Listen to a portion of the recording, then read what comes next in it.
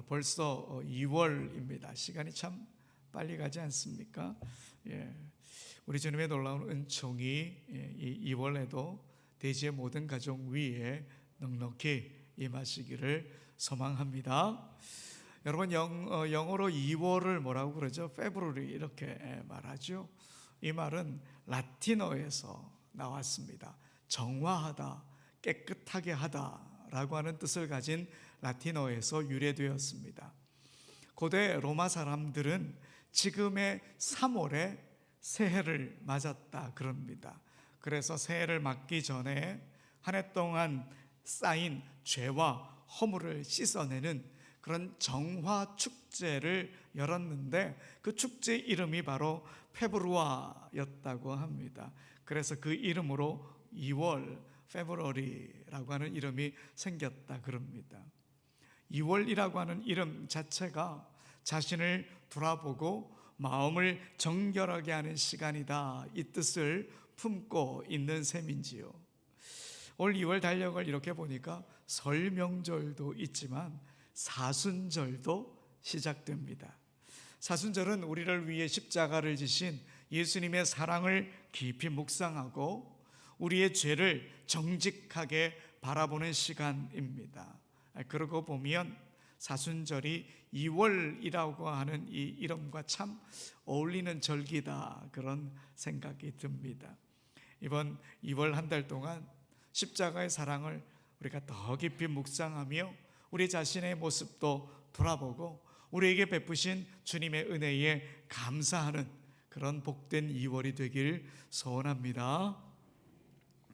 지난 1월부터 우리 교회 학교 자녀들과 같은 본문을 읽으면서 말씀의 은혜를 나누고 있습니다. 사도행전을 함께 읽어가면서 처음 교회의 모습은 어떤 모습이었을까, 성령님께서 어떻게 교회를 이끌어 가셨나, 이것을 살펴보고 있습니다. 그 과정에서 은혜도 받고 도전도 받고 그러죠. 지난주에는 스데반 집사님의 얼굴에 누구의 얼굴이 드러났다고요?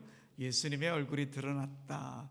그러면서 한 주 동안 우리가 예수님의 얼굴로 살아보자 그랬는데 예수님의 얼굴로 잘 사셨죠? 예배당에 들어오는 모습이 너무 진지하셔가지고 예수님의 얼굴로 진지하게 사셨구나 그런 생각이 들었습니다. 예배당에 올라올 때는 더 환하고 더 기쁜 마음으로 주님을 만나겠다는 그 소망의 마음으로 우리가 주님 앞에 나왔으면 정말 좋겠습니다. 오늘 본문을 보니까 오늘 본문에는 아주 인상 깊은 만남이 기록되어 있습니다. 빌립과 에디오피아 내시의 만남입니다. 빌립은 예루살렘 교회의 집사님이었고요. 이 에디오피아 내시는 막강한 권력을 가진 장관급 고위 인사였습니다. 신분도 다르고 배경도 다르고 살아온 길도 전혀 다른 두 사람입니다. 그런데 이 두 사람이 만나게 됩니다. 여러분, 어디서 만나느냐? 광야에서 만나는 거예요. 그것도 서로 전혀 다른 입장에서 만나게 됩니다. 빌립은 빌립의 입장에서, 내시는 내시의 입장에서 둘이 만나게 됩니다. 그럼 과연 어떤 입장 차이가 있을까? 먼저 빌립 집사님을 한번 살펴볼까요? 빌립 집사님은 초대교회의 역사에서 아주 두드러진 전도자였습니다. 유대인들이 꺼려하던 사마리아까지 내려가서 복음을 전했습니다. 유대인들의 눈에는 사마리아는 버려진 땅이지 않습니까? 그리고 사마리아 사람 상종하기도 실은 멀리해야 할 그런 대상이었습니다. 그런데 빌립 집사님은 그곳까지 가서 복음을 전했습니다. 빌립 집사님께서 이 사마리아에 가서 복음을 전하는 모습을 사도행전은 이렇게 기록하고 있습니다. 사도행전 8장 5절에서 8절까지의 말씀을 함께 읽어봅시다. 빌립이 사마리아 성에 내려가 그리스도를 백성에게 전파하니 무리가 빌립의 말도 듣고 행하는 표적도 보고 한 마음으로 그가 하는 말을 따르더라. 많은 사람에게 붙었던 더러운 귀신들이 크게 소리를 지르며 나가고 또 많은 중풍병자와 못 걷는 사람이 나으니 그 성에 큰 기쁨이 있더라. 아멘. 빌립 집사님께서 사마리아의 복음을 전하자 사람들이 마음을 모아서 귀를 열어서 그 복음을 들었습니다. 병든 사람들이 고침을 받았고 결국 그 성에 뭐가 넘쳤다고요? 기쁨이 있더라. 성경에 그렇게 기록하고 있습니다. 정말 놀라운 장면이지 않습니까? 사마리아의 복음을 전한 사람은 우리 예수님 이후로 이 빌립 집사님이 거의 유일합니다. 그만큼 빌립 집사님의 이 사역, 성공적인 선교였다, 그렇게 볼 수가 있겠죠. 열매가 분명히 보였으니까요. 그런데 여러분, 바로 그때 하나님께서 빌립 집사님에게 이걸 멈추라 그러십니다. 그리고 거기를 떠나라 그러십니다. 여러분, 오늘 본문 26절을 보십시오. 주의 사자가 빌립에게 말하여 이르되 일어나서 남쪽으로 향하여 예루살렘에서 가사로 내려가는 길까지 가라 하니 그 길은 광야라. 자, 하나님께서 어디로 가라고 하십니까? 가사로 내려가는 길, 거기가 어디라고요? 광야로 가라고 그러십니다. 여러분, 좀 이상하지 않습니까? 상식적으로도 우리의 경험적으로도 잘 이해되지 않는 명령입니다. 자, 전도자는 어디로 가야 합니까? 사람이 많은 곳에 가야 합니까? 사람이 없는 곳에 가야 합니까? 사람이 많은 곳에 가야 하는 게 당연한 이치지요. 지금 그리고 사마리아에 얼마나 전도가 잘 되고 있습니까? 이렇게 성공적으로 사역이 진행되고 있는데 사람 하나 없는 광야로 가라. 빌립 집사님 입장에서 보면 예기치 않은 인도하심이었고 이상한 이끄심에 따라 광야로 가게 되었다 하는 겁니다. 그 길은 그가 원해서 간 길도 아니었고 누군가와 함께 간 길도 아니었습니다. 광야라고 하는 말이 주는 쓸쓸함처럼 외로운 순종의 길이었는지도 모릅니다. 이게 빌립 집사님 입장에서의 광야 길이었습니다. 그러니까 예기치 않은 정말 이상한 이끄심이었다, 이렇게 말할 수가 있겠죠. 그렇다면 이제 에티오피아 내시의 입장에서 내시의 광야는 어떤 광야였나? 여러분, 그는 에티오피아 여왕 간다게의 고관이었고요, 나라의 모든 재정을 관리하는 사람이었습니다. 그는 예배를 드리기 위해서 예루살렘까지 왔다가 다시 고국으로 되돌아가는 길이었습니다. 그에게도 광야길이 있었죠. 하지만 그 광야는 빌립 집사님과 전혀 다릅니다. 예루살렘에서 가사로 내려가는 이 길은 유대를 지나서 블레셋을 거쳐서 이집트로 아프리카로 이어지는 길입니다. 말하자면 이집트를 내려가는 마지막 관문인 셈이죠. 아프리카로 돌아가기 위해서는 반드시 지나가야 하는 길, 피할 수 없는 길이었다 하는 것이죠. 그러니 에티오피아 내시에게 이 광야는 이해할 수 없는 길이 아니라 꼭 가야 하는 길이었습니다.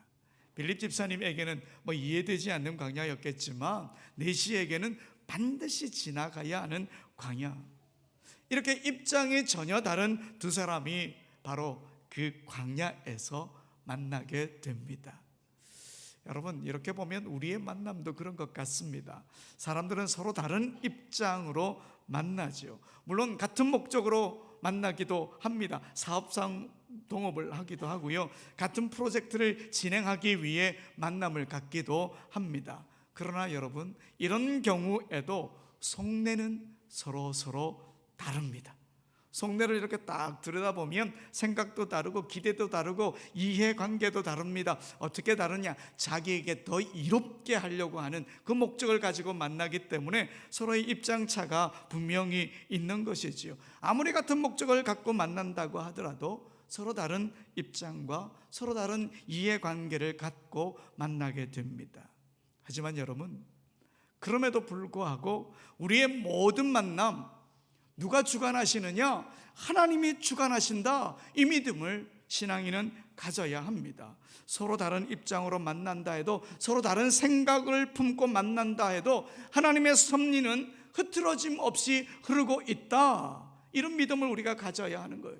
우리의 모든 만남이 그렇다는 거예요. 어떤 만남이든 그 만남 너머에서는 누가 이끄시느냐? 하나님이 이끄신다는 거예요. 하나님의 이끄심 속에 우리의 만남이 있다 하는 것이지요. 여러분, 이제 이 에티오피아 내시를 조금 더 자세히 한번 들여다볼까요? 그는 아프리카 사람이었지만 일찍 유대교의 가르침에 이끌려서 여호와 하나님을 경외하던 사람이었습니다. 바쁜 국정 업무에도 불구하고 시간을 내어서 예배를 드리기 위해 먼 길을 마다하지 않고 예루살렘까지 올라간 사람입니다. 그러니까 어떤 사람이냐? 경건한 사람이었다는 것이죠. 그러나 그의 삶에는 깊은 아픔이 있었습니다. 오늘 성경에 보니 그를 어떤 사람이라고 소개하느냐? 내시라고 소개합니다. 우리가 내시라고 하면 조선시대의 내시를 떠올리게 되죠. 그런데 조선시대만 그런 게 아니라 고대 근동과 아프리카, 페르시아와 로마 제국 전반에서도 내시는 실제로 거세된 사람이 대부분이었습니다. 그러기에 이 에티오피아 내시도 남성으로서의 정체성에 대한 상실감과 아쉬움을 안고 살아가야 했던 거지요. 더구나 지금 예배를 드리기 위해 예루살렘까지 올라갔지만 성전 안에는 들어갈 수 없었습니다. 왜? 이방인이었고요, 또 거세된 사람이었기 때문에 그는 성전 바깥들까지만 들어갈 수 있었습니다. 어쩌면 그는 그 예배 자리에서 기대했던 은혜를 충분히 누리지 못했을지도 모릅니다. 마음 한편에서는 경건함이 있었지만 또 다른 한편에서는 고독함과 허전함과 아쉬움이 가득했던 거지요. 그렇게 마음이 답답한 채로 다시 고국으로 돌아가는 길이었습니다. 그래서였을까요? 그는 수레에 앉아서 성경을 펼쳐 들고 읽었습니다. 그런데 읽어도 이게 무슨 뜻인지 알 수가 없습니다. 말씀은 눈앞에 딱 있는데 마음엔 닿지 않는 거예요. 이러면 답답함이 더 깊어질 수밖에 없겠죠. 그러나 우리 하나님, 이렇게 고독하고 이렇게 마음이 답답한 이 내시를 그냥 지나치지 않으셨습니다. 이제 막 유대를 벗어나서 블레셋 길을 따라 광야로 접어들어 이집트로 향하고 있던 이 내시를 하나님께서 딱 주목하고 있다가 그를 위해 한 사람을 딱 준비해 놓으셨죠. 바로 빌립 집사님이십니다. 빌립 집사님에게는 이해되지 않았던 광야 길이었지만 하나님께서는 이미 그 광야에서 이 내시를 만나게 하실 그 계획을 다 갖고 계셨던 거지요. 그래서 이 만남은 우연이 아니라 하나님께서 준비해 놓으신 아주 극적인 만남이었던 겁니다. 빌립 집사님이 가까이 가보니까 내시가 성경을 읽고 있는 거예요.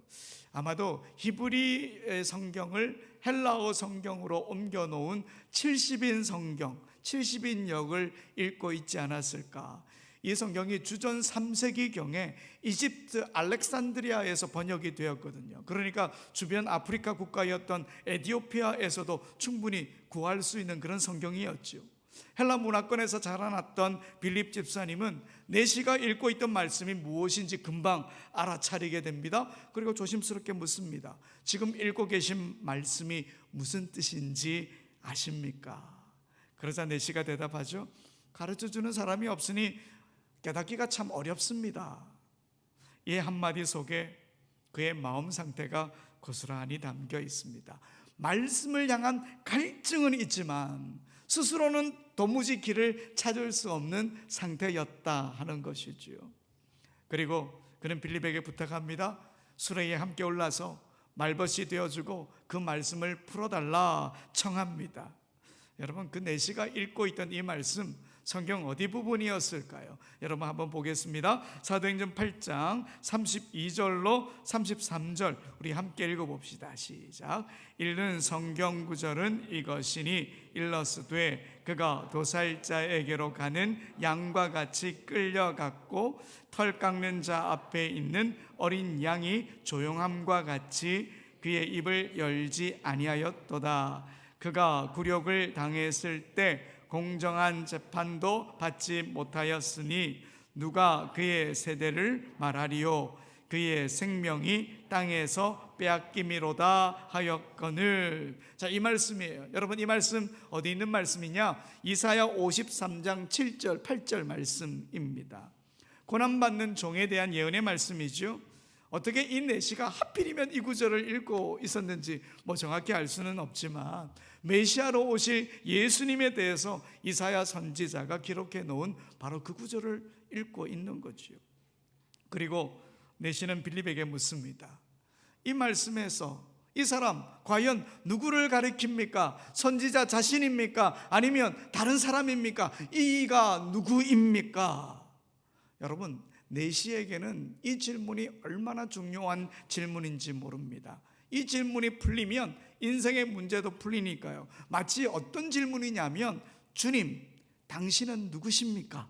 와 같은 질문이었다는 것이에요. 예수 그리스도가 어떤 분인지 우리가 알게 되면 우리 인생 가운데 가장 깊은 그런 문제의 해답 우리가 받게 되지 않습니까? 이 빌립 집사님은 이 말씀에 출발해서 내시에게 예수 그리스도를 전해 주었습니다. 고난받으신 종이 바로 예수님이시고 그 예수님이 우리의 구주가 되신다, 그 예수님이 우리의 하나님이 되신다, 이 복음을 전해 준 거지요. 내시는 처음에 단순히 그가 누구냐 이런 지식적인 차원에서 질문을 던졌을지 모르겠지만 결국 그는 어떤 이야기를 듣게 되느냐? 자신 인생에 대한 해답에 대한 이야기를 듣게 되는 것이죠. 인생에 대해서 눈이 열리는 겁니다. 어둡고 답답한 자기의 마음, 인생의 문제를 해답, 여기 있구나. 바로 예수 그리스도가 내 인생의 해답이었구나. 이걸 깨닫게 된 것이요. 예수 그리스도가 하나님이시구나, 구원자시구나. 그리고 그가 말합니다. 내가 세례를 받겠습니다. 여러분, 오늘 우리 성경에 보면 37절 어떻게 되어 있습니까? 괄호에 없음, 성경의 구절도 없음 이렇게 나오니까 이게 뭐야? 우리가 읽고 있는 이 성경의 원본 사본에는 이 37절이 없지만 다른 사본에는 37절이 있다는 거예요. 그럼 다른 사본에는 37절의 내용이 어떤 내용이냐? 이런 내용입니다. 빌립이 이르되 내가 마음을 온전히 하여 믿으면 가하니라. 대답하여 이르되 내가 예수 그리스도께서 하나님의 아들인 줄 믿노라. 여러분, 마치 세례문답 같지 않습니까? 이것을 네가 믿느냐? 예, 믿습니다. 이렇게 세례문답을 하고 세례를 받게 된 것이지요. 이 내시는 세례를 받고 예수님을 따르는 믿음의 사람이 되었습니다. 하나님께서는 이 한 사람을 위해서 빌립 집사님을 광야로 보내셨고요. 그 광야에서 이 내시는 예수 그리스도의 사람이 된 겁니다. 여러분, 이렇게 만남을 이루시는 하나님의 이끄심, 이때만 있은 것이 아니라 오늘도 여전히 그 흐름이 끊어지지 않고 이어지고 흐르고 있다. 하나님의 이끄심은 오늘도 흐트러짐 없이 우리 안에 흐르고 있는 것입니다. 생텍쥐베리의 어린 왕자에 보면 이런 문장이 나옵니다. 사막이 아름다운 것은 그것이 어딘가에 샘을 숨기고 있기 때문이지. 여러분, 광야길에서 샘을 만난다는 것, 샘물을 만난다는 것 정말 복된 일이지 않습니까? 생각해 보면 만남의 축복도 그렇다는 것이죠. 광야 같은 인생길에서 하나님께서 사람을 딱 준비해 놓으시는데 그 사람이 마치 샘물 같은 거예요. 샘물 같은 그 사람을 하나님께서 딱 숨겨두신다는 거예요. 여러분, 우리 인생길에서 만남이라고 하는 샘을 우리 주님이 준비해 주십니다. 빌립 집사님과 같은 사람과의 좋은 만남, 정말 복된 일이지 않습니까? 내시는 빌립 집사님을 만나 새로운 인생의 눈이 열렸습니다. 아마 내시의 마음이 이런 마음이 아니었을까? 하금주 시인의 시를 읽다가 내시의 마음이 이런 마음이겠다라고 하는 생각이 들었습니다. 하금주 시인의 만남 1이라고 하는 시를 보면 인생이 추울 때 너를 만나 나를 꽃으로 대해준 네가 고맙다. 많이 밟힌 여정, 한 번도 주목받지 못한 시선, 너를 만남으로 나를 새롭게 만난다. 인생이 추울 때 너를 만나 나를 꽃으로 만들어준 네가 고맙다. 자, 내시의 입장에서 보면 빌립이 바로 이런 만남의 사람이었다 하는 것이겠죠. 그래서 여러분, 우리도요 기도해야 됩니다. 어떤 기도를 해야 되느냐? 빌립 집사님과 같은 만남을 주십시오.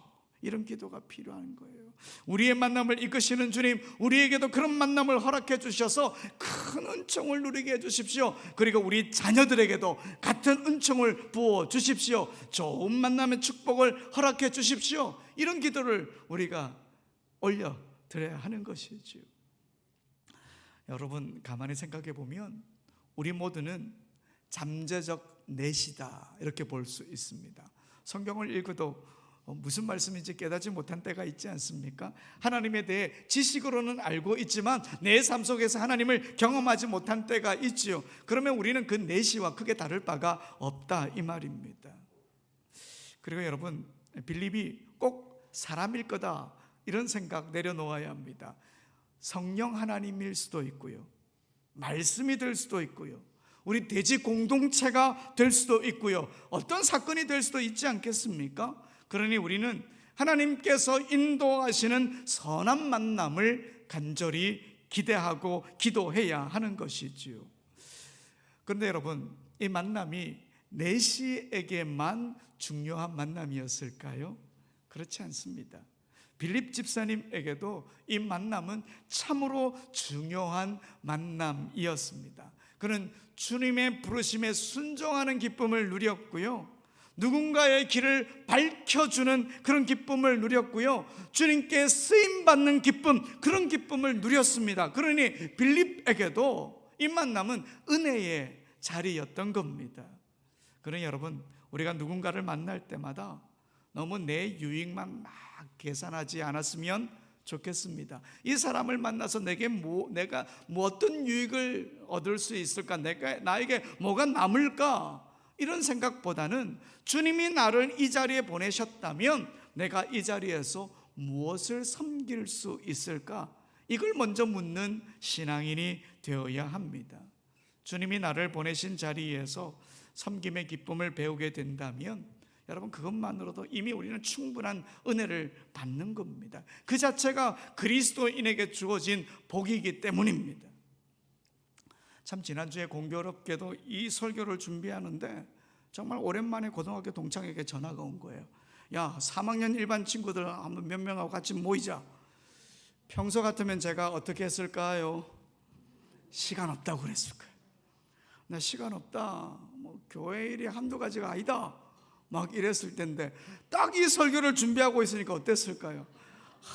이 만남도 하나님이 이끄심이고 하나님의 섭니다, 이렇게 생각하고 다음 주에 만나기로 했습니다. 하나님께서 어떻게 인도하실지 알지 못하지만 그 자리에서 제가 누군가의 빌립이 될 수도 있지 않습니까? 반대로 제가 내시가 될 수도 있지도 않겠습니까? 여러분, 매일의 삶 속에서 이런저런 일들 참 많이 일어납니다. 그때마다 크고 작은 일에서 성령님의 이끄심에 순종하다 보면 빌립 집사님처럼 우리가 꼭 필요한 곳에서 쓰임을 받게 되는 것이지요.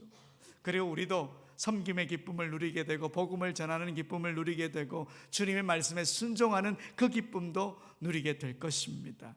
우리가 서 있는 그 자리에서 주님께 쓰임 받았다는 것만큼 뿌듯한 일 또 어디 있겠습니까? 사랑하는 여러분, 우리 가운데는 빌립도 있고 아직 많은 도움이 필요한 내시도 있습니다. 빌립은 더 많은 내시를 만나야 합니다. 하나님께서 보내시는 섬김의 자리로 한 걸음 더 나아가야 하는 것이죠. 그러면 내시는 어떻게 하느냐? 하나님의 말씀과 하나님의 마음을 더 알아가기 위해 인생의 빌립을 만나게 해달라고 기도해야죠. 그리고 빌립을 만나서 말씀이 조금씩 깨달아지고 신앙이 자라게 되면 그냥 내시로 계속 있으면 안 되겠죠. 이제 어느 자리까지 나가야 될까요? 빌립의 자리까지 나아가야 된다는 거죠. 깨달음을 얻었다면 빌립 같은 사람이 되어야 하는 겁니다. 저는 목회에 대해 이런 생각을 갖고 있습니다. 지금의 자리, 하나님께서 이끄셔서 서 있게 하신 지금의 이 자리에서 최선을 다해 말씀을 전하고 사랑을 전하고 사람을 섬기며 주어진 사명을 감당하는 것, 이것이 저의 가장 분명한 목회의 목표입니다. 저는 솔직히 숫자로 정해져 있는 목표를 향해서 나아가는 것 제가 별로 안 좋아합니다.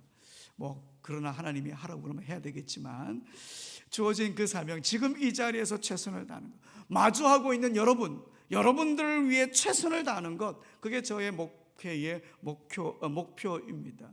물론 마음속에 소망도 있죠, 비전도 있죠, 꿈도 있죠, 하고 싶은 일도 많겠지만, 그보다 더 중요한 것, 그것보다 더 우선인 것, 그것은 지금 마주하고 있는, 지금 만나고 있는 여러분들이 바로 하나님의 이끄심인 줄 믿고 제가 여러분들을 위해 최선을 다하는 것, 그게 저의 지금의 목회의 목표입니다.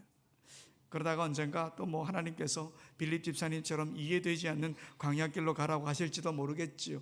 그때가 되면 그때는 그때의 순종길로 나아가면 되니까, 내게 유익이 없어 보인다 해도 주님을 섬기는 마음으로 그 길을 걸어가면 되니까 그때는 그때 일이고, 지금 이 자리에서 여러분 만나고 있는 여러분에게 최선을 다해서, 어떨 때는 빌립이 되어주고 어떨 때는 여러분을 통해서 내가 내시가 되고, 이게 바로 제가 갖고 있는 목회의 목표입니다.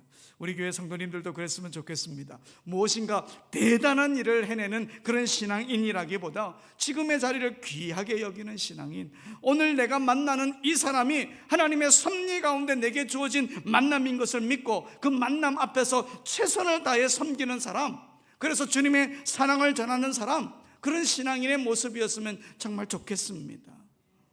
여러분, 우리를 만나주시는 하나님께서 광야와 같은 이 세상 한복판에서 만남의 축복을 우리에게 분명히 허락하실 줄 믿습니다. 그리고 우리는 이미 이런 만남의 축복 받았습니다.